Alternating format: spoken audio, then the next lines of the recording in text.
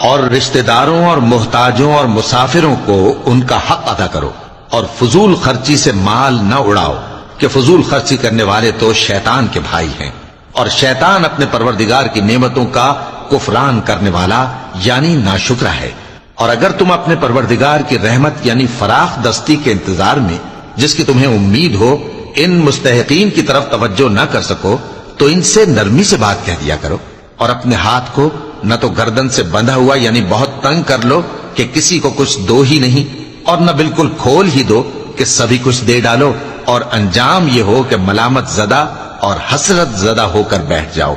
बेशक तुम्हारा परवरदिगार जिसकी रोजी चाहता है फराख कर देता है, और जिसकी रोजी चाहता है तंग कर देता है। वो अपने बंदों से खबरदार है।